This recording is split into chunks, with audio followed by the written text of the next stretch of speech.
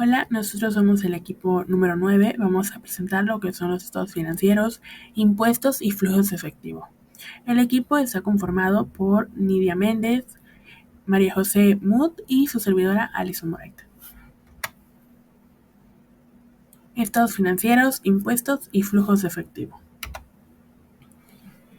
Uno de los principales estados financieros que vamos a ver en este capítulo es el balance general. Este en general es una fotografía instantánea tomada principalmente, elaborada más que nada por un contador. Esto del valor contable de una empresa en una fecha especial, como si la empresa se quedara momentáneamente inmóvil. El balance general, más adelante vamos a ver un ejemplo, pero para empezar, el balance general tiene dos lados. Tenemos el lado izquierdo, donde están los activos, mientras que en el lado derecho se encuentran lo que son los pasivos y el capital contable. Lo que es el balance general, pues muestra lo que la empresa tiene y la manera en la que se financia. La definición contable en la que se basa el balance general describe lo que es un equilibrio. Tenemos que activo es igual a pasivo más capital contable.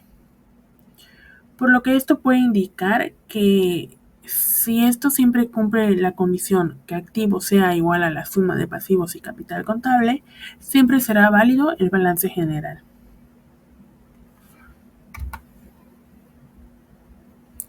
Los activos del balance general se presentan en un orden que se basa en el tiempo. De ordinario, que este va a requerir lo que una empresa en marcha convertirá lo que es en efectivo. Los pasivos y el capital contable se presentan en el orden en el que típicamente se pagarían a través del tiempo. Este es un pequeño ejemplo de un balance general. Tenemos, como ya había mencionado anteriormente, del lado izquierdo se encuentran lo que son los activos, con los activos circulantes y activos fijos, mientras que del lado derecho se encuentra lo que es el pasivo y el capital contable. Del año 2010 nos da un total del activo de 1879. El total de pasivo nos da del 2010 un total de 588 y 486 respectivamente. Mientras que el capital contable nos da un total de capital contable del 2010 de 805. Esto dando la suma total entre pasivo y capital contable de 1879. Por lo que se puede observar que tanto el total de activos como el total de la suma del pasivo y el capital contable son iguales de 1879. Y esto puede decir que este balance es correcto. El lado de los pasivos y el capital contable refleja lo que son los tipos y las proporciones de financiamiento, los cuales dependen de la elección de la administración sobre la estructura del capital. Esto es lo que es la composición entre la deuda y el capital, o bien entre la deuda a corto plazo y la deuda a largo plazo. Cuando se está analizando un balance general, el administrador financiero debe tomar en cuenta tres aspectos. Tenemos la liquidez, deuda, capital y valor y costo. En primer lugar tenemos lo que es la liquidez. Este se refiere más que nada a lo que es la facilidad y rapidez con lo que los activos se pueden convertir en efectivo, es decir, que no tenga una pérdida significativa de valor. La liquidez comprende tres aspectos. Tenemos lo que son los activos circulantes. Este comprende los activos más líquidos, que incluye lo que son los efectivos y activos que se convertirán más tarde en efectivo. Esto a partir de la fecha del balance general. Otro elemento son las cuentas por cobrar. Estos son los montos aún no cobrados a los clientes por los bienes o servicios que se vendieron. Por último está lo que es el inventario. Este se compone de las materias primas que se usarían en la producción, trabajo en proceso y artículos terminados. De igual manera, los activos fijos son el tipo de activos menos líquidos. Y también existen los activos fijos tangibles, que incluyen lo que son los bienes inmuebles, plantas y equipo. Y existen otros activos fijos que no son tangibles, los cuales son los activos intangibles, que estos, como su nombre lo dice, no tienen como tal una existencia física, pero pueden ser muy valiosos. Por ejemplo, tenemos lo que es la marca comercial o de una patente.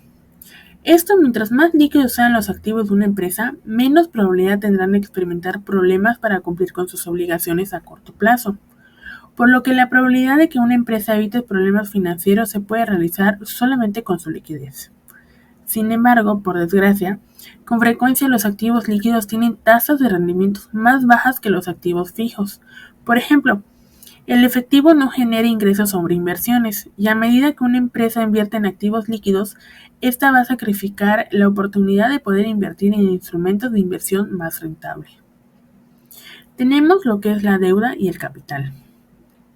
Como tal, lo que son los pasivos, pues son obligaciones de la empresa que requieren un desembolso de efectivo dentro del periodo estipulado.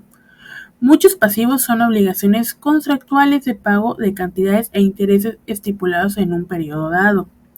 De este modo, lo que son los pasivos, pues como ya había mencionado, son deudas y con frecuencia estas se asocian con cargas de efectivo nominalmente fijas, a las cuales también se les puede llamar como servicio de deuda, las cuales colocan a la empresa en incumplimiento de contrato si éstas no se llegan a pagar. Otro punto es lo que es el capital contable. Este es un derecho residual y no fijo contra los activos de la empresa. Generalmente, en términos generales, cuando la empresa solicita fondos en préstamo, otorga a los tenedores de bonos derecho prioritario sobre los flujos efectivos de la empresa, por lo que estos tenedores de bonos pueden demandar a la empresa si ésta incurre en los incumplimientos de los contratos de bono. Esto puede conducir a lo que las empresas se declaren quiebra. El capital contable es lo que es la diferencia residual entre los activos y los pasivos, y podemos ver esta fórmula. Activos menos pasivos es igual a capital contable. Esta es la participación de los accionistas en la propiedad de las empresas expresadas en términos contables. El valor contable del capital de los accionistas aumentan cuando se añaden las utilidades retenidas. Esto ocurre cuando la empresa retiene una parte de sus utilidades en lugar de pagarlas como dividendos. Por último, se encuentra lo que es el valor y costo. Con frecuencia, lo que es el valor contable de los activos de una empresa se denomina como valor de mantenimiento o valor libre de los activos. De manera específica, un valor como tal, en realidad son las cifras contables que se basan en lo que es el costo. Y esto puede introducir a un error que muchas personas que se dedican a leer o a observar lo que son los estados financieros hacen pensar que los activos de la empresa se registraron a los valores de mercado verdadero. Sin embargo, hay que tener en cuenta algo. El valor de mercado es el precio al que los compradores y los vendedores están dispuestos a negociar los activos. Sería una simple coincidencia que el valor contable y el valor de mercado fueran iguales. Sin embargo, el trabajo de la administración consiste en crear valor para las empresas y que éstas sean superior al costo. Muchas personas pues usan el balance general para la información que cada quien necesita extraer de ellos. Por ejemplo, un banquero puede examinar lo que son los balances generales para poder obtener información sobre lo que es la liquidez contable y capital de trabajo. Mientras que un proveedor también podría estar estudiando lo que es el balance general, pero en cuenta al volumen de las cuentas por pagar. Y estos pues pueden efectuar lo que son los pagos que hay en ellas. Muchos usuarios de estos estados financieros, entre ellos más que nada se encuentran los administradores e inversionistas, pues desean conocer lo que es el valor de la empresa más no su costo. Y esta información realmente no se encuentra en el balance general. En realidad, muchos de los recursos verdaderos de la empresa no aparecen en el balance general. Una buena administración, propiedad intelectual o bien la existencia de las condiciones económicas o, o ya sean favorables o desfavorables. Ahora vamos a ver un ejemplo. Un ejemplo del valor mercado y valor en libros. Tenemos que la corporación tiene activos fijos con valor en libros de $700 y un valor de mercado estimado en casi $1,000. El capital neto es de $400 en libros, pero se obtendrán cerca de $600 si se liquidan todas las cuentas circulantes. La compañía tiene $500 de deuda a largo plazo, tanto en valor de libros como valor de mercados. Entonces aquí la pregunta es, ¿cuál es el valor en libros del capital contable y cuál es el valor de mercado? Se pueden preparar dos balances generales simplificados, que son los que tenemos a continuación. Uno en términos contables, que esto es una relación a valor en libros, y otro en términos económicos, que es a valor de mercado. De igual manera, pues podemos observar que es un balance. Del lado izquierdo se encuentran los activos y del lado derecho los pasivos del capital contable. El capital neto de trabajo para libros es de 400, mientras que el mercado de 600. Los activos nos da un total de 1100 para el valor de libros. Y los pasivos y capital contable nos da un total de 1100 en valor de libros, por lo que ambas cantidades son iguales y se puede decir que este balance es correcto.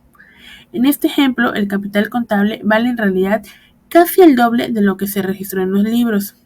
Y esta distinción entre los valores en libro y el valor de mercado realmente es importante, pues precisamente ya que los valores en libros pueden ser muy diferentes de los valores de mercado. Otro estado financiero que podemos encontrar son los estados de resultados. Lo que son los estados de resultados mide lo que es el desempeño durante un periodo específico, por ejemplo, un año. La definición contable de la utilidad es ingresos menos gastos es igual a utilidades. Si se dijo en un inicio que el balance general es una fotografía instantánea, el estado de resultado viene siendo más bien como un video que registra lo que las personas hicieron entre dos fotografías instantáneas. Por lo general, los estados de resultados incluyen varias secciones. Tenemos la sección de operaciones, que esta registra los ingresos y gastos de las empresas provenientes de las operaciones principales. Mientras que también existe una sección no operativa del estado de resultados que incluyen tanto los costos de financiamiento como los gastos de intereses. Este es un ejemplo de cómo se ve lo que es un estado de resultados. Tenemos en la parte superior el total de ingresos de operación, así como también los costos de los bienes vendidos, los gastos, las depreciaciones de igual manera se incluyen y esto nos va a dar las utilidades de operación. Se encuentran distintas utilidades durante este estado de resultados. Podemos encontrar la utilidad de operación, la utilidad antes de intereses e impuestos. También tenemos la utilidad antes de impuestos y por último la utilidad neta. Por lo común también se encuentra una segunda sección que reporta esto como una partida separada de lo que es el monto de los impuestos que agravan las utilidades. En el último renglón del estado de resultados es lo que es la ganancia o la utilidad neta, que esta da 86. Con frecuencia, la utilidad neta se va a expresar por acción de capital común, y es decir, estas son las utilidades por acción. Cuando el administrador financiero analiza un estado de resultados, debe de tener en mente que los principios de contabilidad son generalmente aceptados, por lo que las partidas que se representan, estas tienen efectivo respecto al tiempo y los costos. Principios de contabilidad generalmente aceptados. Los ingresos realmente se reconocen como en el estado de resultados como el proceso de utilidades que se encuentran prácticamente terminado y ha ocurrido un intercambio de bienes o servicios, por lo que la revaluación no realizada proveniente de la propiedad de bienes inmuebles no reconoce esta como tal como una utilidad. Esto pues realmente va a proporcionar un mecanismo que existe para uniformar las utilidades mediante la venta de propiedades revaluadas en momentos que realmente sean convenientes. Por ejemplo, si la empresa es propietaria de un bosque cuyo valor se ha duplicado dentro de un año, cuando sus utilidades provenientes de otros negocios estas disminuyan, las otras podrán aumentar las ganancias generales mediante la venta de algunos árboles. En esto entra lo que es el principio de igualación, es decir, principios de contabilidad generalmente aceptados. Exige lo que es la correspondencia entre los ingresos y los gastos. Por lo tanto, el ingreso se reporta cuando éste se gana o cuando se acumula, aun cuando no haya ocurrido necesariamente algún flujo de efectivo. Por ejemplo, cuando se vienen bienes a crédito o reportan las ventas de utilidades.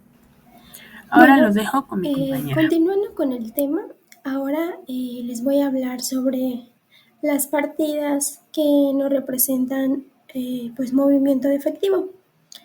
Existen pues varias partidas que no representan un movimiento de efectivo, que son gastos contra ingresos, pero pues no afectan al flujo de efectivo. La más importante de estas pues es la depreciación, que refleja la estimación contable del costo del equipo usado pues en el proceso de producción. Por ejemplo, supongamos que un activo que dura 5 años y no tiene nada de reventa se compra pues en $1,000. De acuerdo con los contadores, el costo de $1,000 pues debe reconocerse como gasto a largo plazo de la vida pues útil del activo. Si se usa depreciación en línea recta, pues habrá 5 años anualidades iguales y pues cada año se incurrirá pues en un costo de depreciación de $200. Y desde una perspectiva pues financiera, el costo del activo es el flujo de efectivo negativo real en el que se incurrió cuando se adquirió pues el activo, es decir, $1,000 y no el gasto de depreciación uniformado por el contador de $200 por año. También otro gasto que no representa un movimiento de efectivo pues es el de los impuestos diferidos. Los impuestos diferidos pues resultan de las diferencias entre la utilidad contable y la utilidad en realidad gravable.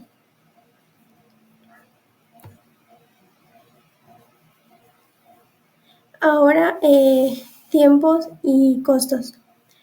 El tiempo futuro en el contexto empresarial se puede dividir pues en dos partes: el corto plazo y el largo plazo. El corto plazo, en este periodo, algunos costos pues son fijos, como intereses sobre bonos, gastos indirectos e impuestos prediales, y no cambian con el nivel de producción, mientras que otros costos pues son variables y dependen de la producción, como materias primas y salarios de producción. Aunque pues el corto plazo no tiene pues una duración fija y varía según la industria, este se caracteriza pues por tener ciertos compromisos fijos que limitan la capacidad de la empresa para ajustar pues su producción de manera inmediata. En cuanto a largo plazo, en este periodo todos los costos son variables, ya que pues la empresa tiene la capacidad de ajustar todos sus recursos y sus compromisos.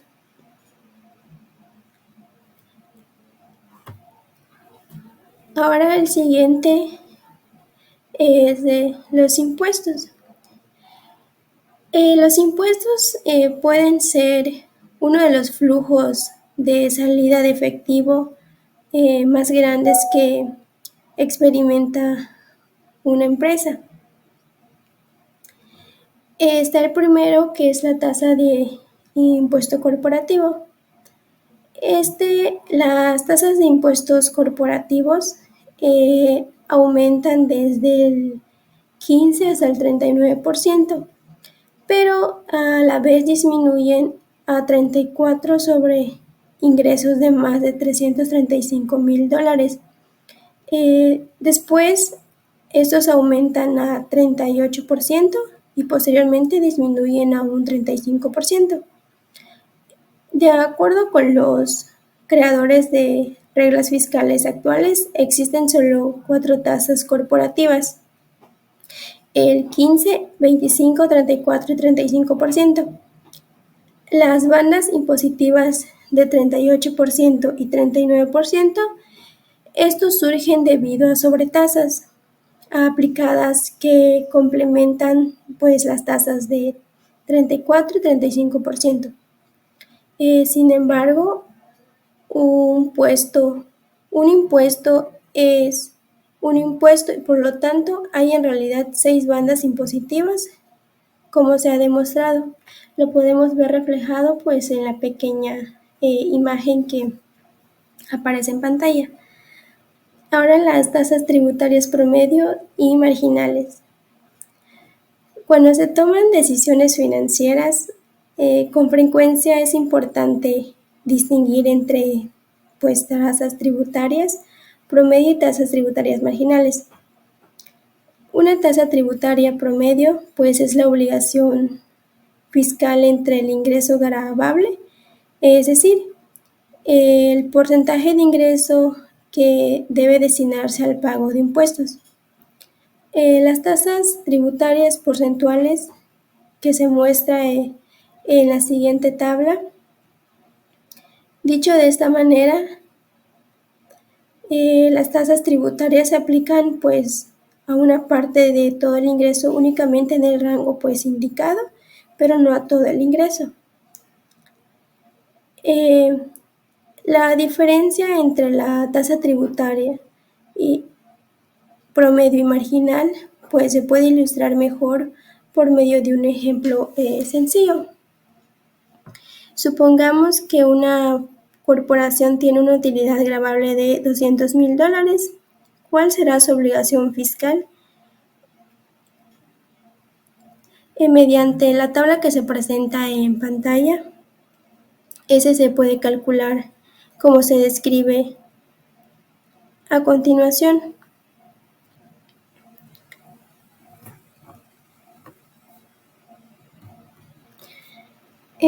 Y así obteniendo pues un impuesto total de $61,250. En este ejemplo que les acaba de mencionar, ¿cuál es la tasa tributaria promedio? Aquí se obtuvo pues un ingreso gravable de $200,000 y una obligación fiscal de $61,250, por lo que la tasa tributaria promedio es de $61,250 sobre los $200,000, que nos viene dando a un 30.625%. Y entonces, ¿cuál es la tasa tributaria marginal? Si la empresa pues ganara $1 más, el impuesto sobre ese dólar sería de 39 centavos y por lo tanto pues su tasa marginal es del 39%. Ahora, sobre el capital de trabajo. El capital de trabajo neto es igual a activo circulante menos el pasivo circulante. El capital de trabajo neto es positivo cuando el activo circulante pues es mayor que el activo circulante. Esto significa que pues el efectivo que esté disponible a lo largo de los 12 meses siguientes, este será mayor que el efectivo que debe pagarse, o sea, para cubrir las obligaciones de la empresa. El capital, les voy a mencionar un ejemplo y nos dice que el capital de trabajo neto de Composite Corporation es de 275 millones de dólares en 2010 y de 252 millones en 2009. Y podemos ver en una pequeña tabla en el que se nos describe. Esto, además de invertir pues en activos fijos, es decir, gastos de capital, una empresa pues puede invertir en capital de trabajo neto en operación que se conoce como cambio pues en el capital de trabajo neto.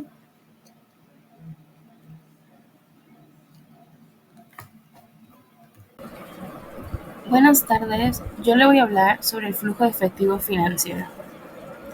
En una empresa, el rubro más importante que se puede extraer de los estados financieros es el flujo efectivo real de una empresa. Un estado contable oficial denominado estado de flujos efectivo ayuda a explicar el cambio en el efectivo contable y sus equivalentes. Pero se debe mencionar principalmente que el flujo efectivo no es lo mismo que el capital de trabajo neto. Por ejemplo, para incrementar el inventario es necesario usar efectivo, debido a que tanto el inventario como el efectivo son activos circulantes. Esto no afecta al capital de trabajo neto y en este caso el incremento del inventario se asocia con un decremento en el flujo de efectivo. Ok, se muestra a continuación un ejemplo. Tenemos aquí un flujo efectivo de una empresa de Estados Unidos llamada Composite Corporation. Todas las cifras están explicadas en millones. Su flujo en el caso de esta empresa es de 33 millones en 2010, suponiendo, y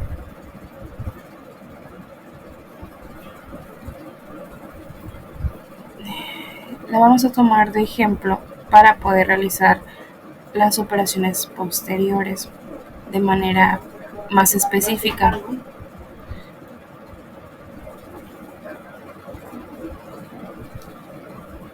Del mismo modo que se estableció el valor de los activos de una empresa, siempre es igual al valor combinado de los pasivos y el capital contable. Los flujos de efectivos recibidos a partir de los activos de la empresa, es decir, sus actividades de operación, FE, que es A, deben ser iguales a los flujos de efectivo para los acreedores de la empresa, que es FB, más los inversionistas de capital, que es FS. Entonces la fórmula quedaría FE entre paréntesis A es igual a FE entre paréntesis B más FE entre paréntesis S. El primer paso para determinar los flujos de efectivo de la empresa consiste en calcular el flujo efectivo de las operaciones. Como puede observarse en la imagen que se adjunta, el flujo efectivo de las operaciones es el flujo efectivo generado por las actividades del negocio, incluidas las ventas de bienes y los servicios. El flujo efectivo de operación refleja los pagos de impuestos, pero no el financiamiento, los gastos de capital o los cambios en el capital de trabajo neto. Se tienen que son 238. Otro importante componente del flujo efectivo se relaciona con los cambios en los activos fijos. Por ejemplo, cuando esta empresa vendió su subsidiaria de sistemas de energía en 2010, generó un flujo efectivo de $25 millones. El cambio neto en los activos fijos es igual a la adquisición de activos fijos menos la venta de activos físicos. El resultado es el flujo efectivo que se usa para gastos de capital, es decir, que restó la adquisición de activos fijos de 198 menos los 25 de la venta de esos activos fijos, se tiene un 173 de gastos de capital.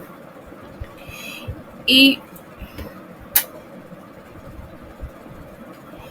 son 149 más 24 de incremento en bienes inmuebles y planta y equipo más incremento en activos intangibles. También se puede calcular los gastos de capital, simplemente como gastos de capital es igual a activos fijos netos finales menos activos fijos netos iniciales más depreciación. Tendríamos del ejemplo 1118 menos 1035 más 90 es igual a 173. Ahora bien, los flujos de efectivo también se usan para realizar inversiones en el capital del trabajo neto. En el caso de la empresa, las adiciones al capital del trabajo neto son 23 de adiciones de capital de trabajo neto. Y esos 23 millones son el cambio en el capital de trabajo neto que ya se calculó. En consecuencia, el total de flujos de efectivo generados por los activos de la empresa es igual a como se muestra a continuación.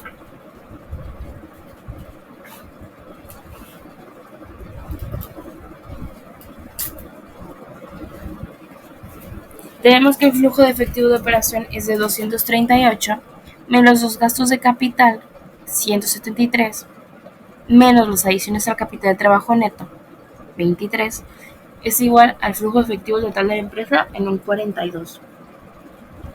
El flujo de salida de efectivo de la empresa se puede separar en el flujo de efectivo pagado a los acreedores y el flujo de efectivo pagado a los accionistas. El flujo efectivo pagado a los acreedores representa un reagrupamiento de los datos de la tabla que les mostré al inicio y un registro explícito de los gastos por intereses. A los acreedores se les paga un monto generalmente denominado servicio de la deuda, y el servicio de la deuda se constituye por los pagos de intereses más los reembolsos de principal, es decir, la cancelación de la deuda. Una importante fuente de flujos efectivos es la venta de una deuda nueva. La deuda a largo plazo de esta empresa aumentó en un 13 millones de dólares, que es una diferencia entre 86 millones en deuda nueva y 73 millones a partir de la cancelación de la deuda anterior. De este modo, un incremento de la deuda a largo plazo es el efecto neto de los nuevos préstamos y reemplazo de las obligaciones vencidas más los gastos por intereses.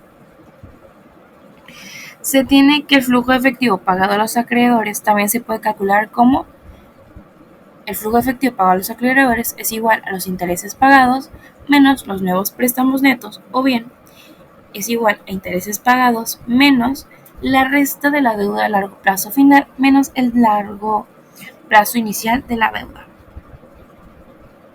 Por lo general, la nueva deuda y la cancelación de la deuda antigua se encuentran en las notas del balance general. El flujo efectivo también se calcula, pues, por la empresa de que se paga a los accionistas.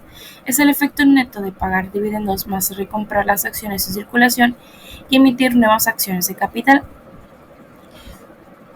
Se puede determinar como flujo efectivo para los accionistas es igual a dividendos pagados menos fondos netos de la emisión de nuevas acciones, o bien dividendos pagados menos la resta de acciones vendidas menos acciones compradas. Y en este caso tenemos que para poder determinar las acciones vendidas se observan las cuentas de capital común y superávit de capital que ascendieron en conjunto a 23 más 20 es igual a 43, lo cual implica que la empresa vendió acciones con un valor de 43 millones. Las acciones en tesorería aumentaron un 6 millones, lo cual indica que la empresa recompró acciones con un valor de 6 millones. Por lo tanto, el nuevo capital neto es 43 menos 6, 37. Los dividendos pagados ascendieron a 43, por lo que el flujo efectivo para los accionistas fue de 43 menos 6 es igual a 6, que es lo que se muestra en la tablita.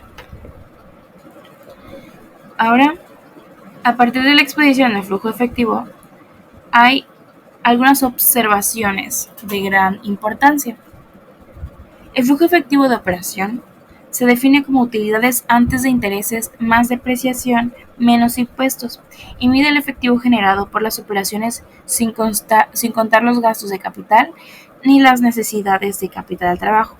Y por lo general estos suelen ser positivos, lo cual indica que una empresa está en problemas si el flujo de efectivo de operación es negativo durante un tiempo prolongado, porque quiere decir que la empresa no está generando suficiente efectivo para pagar los costos de operación. En cambio, el flujo efectivo total de la empresa incluye los ajustes por los gastos de capital y las adiciones de capital de trabajo, y por lo general estas sí son negativas. Cuando una empresa crece a ritmo acelerado, los gastos alimentarios y activos fijos pueden ser más altos que el flujo efectivo de operación. Es importante destacar que la utilidad neta no es un flujo de efectivo, y cuando se determina la situación económica y financiera de una empresa, el flujo de efectivo es más relevante y más importante. Ahora bien, el flujo de efecto libre se refiere al efectivo que la empresa puede distribuir libremente entre acreedores y accionistas, porque no es necesario para las inversiones en capital de trabajo o activos fijos. El flujo efectivo total de la empresa es como una designación de este concepto, porque en la práctica existen algunas variaciones en relación con la forma exacta en que se calcula el flujo efectivo libre. Y el flujo efectivo libre debería entender que se refiere al flujo efectivo proveniente de los activos o algo muy similar. Ahora vamos con el estado contable de flujos de efectivo con los tres componentes del estado de flujo de efectivo que se van a exponer a continuación. Pero antes de ello, el primer paso para determinar el cambio en el nivel de efectivo es calcular el flujo de efectivo proveniente de las actividades de operación. Este es el flujo de efectivo que resulta de las actividades normales de la empresa para producir y vender bienes y servicios.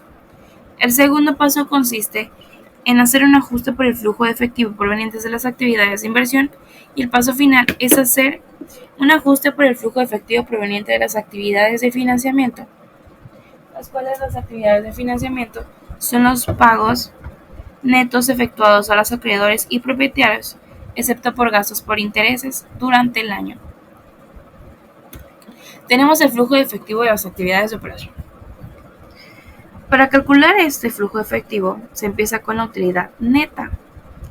La utilidad neta es la que sacamos del estado de resultados, que se supone que es $86 millones.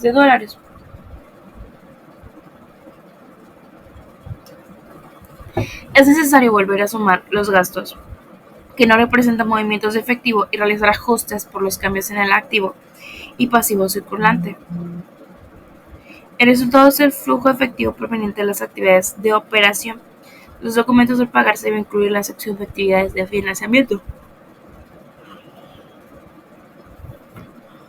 Flujo de efectivo de las actividades de inversión. Se relacionan con los cambios en el capital, la adquisición de activos fijos, la venta de activos fijos, gastos de capital neto, como se tiene a continuación. Ahora bien, el flujo efectivo de las actividades de financiamiento se utiliza para acreedores y propietarios e incluyen los cambios en el capital y la deuda. Al final esto da 4 millones. El estado de flujos efectivos que se presenta en esta tabla es la adición de los flujos de efectivo de las operaciones, los flujos de efectivos de la inversión y los de financiamiento. Cuando se suman todos estos flujos de efectivo, se obtiene el cambio en el efectivo que aparece en el balance general, que es 33 millones. Existe una estrecha relación entre el estado contable oficial denominado estado de flujos de efectivo y el flujo de efectivo total de la empresa que se usa en finanzas. Los intereses pagados deben incluirse en realidad entre las actividades de financiamiento, pero no es la manera que se maneja habitualmente en contabilidad. La razón es que los intereses se deducen como gasto cuando se calcula la utilidad neta. En consecuencia, la diferencia fundamental entre el flujo de efectivo contable y el flujo de efectivo financiero de la empresa es el gasto por intereses. Es lo único que se vale. Y bueno, esto sería todo. Muchas gracias por su atención. Y pues para terminar con el tema, les voy a hablar sobre la administración del flujo de efectivo. El análisis de flujos de efectivo pues es valorado por su menor subjetividad en comparación con otros indicadores contables, ya que este pues resulta más difícil de manipular. Sin embargo, se han presentado pues casos donde las empresas han encontrado pues la manera de alterar los datos del flujo de efectivo. Les voy a mencionar un ejemplo, como es la de Avis Budget Group en 2007. Pues clasificó erróneamente los flujos de efectivo de inversión como flujos efectivos de operación, inflando así pues sus flujos operativos. También está el de Vail Resort. Tuvo que ajustar sus flujos de efectivo al clasificar pues correctamente las inversiones en bienes raíces. Esos ejemplos pues nos muestran que a pesar de las ventajas del análisis de flujos de efectivos que se tienen, es crucial pues examinar cuidadosamente todas las cifras y no solo enfocarse en los flujos operativos, ya que pues las manipulaciones pueden ocultar problemas financieros. Y esto es todo de nuestra parte y muchas gracias.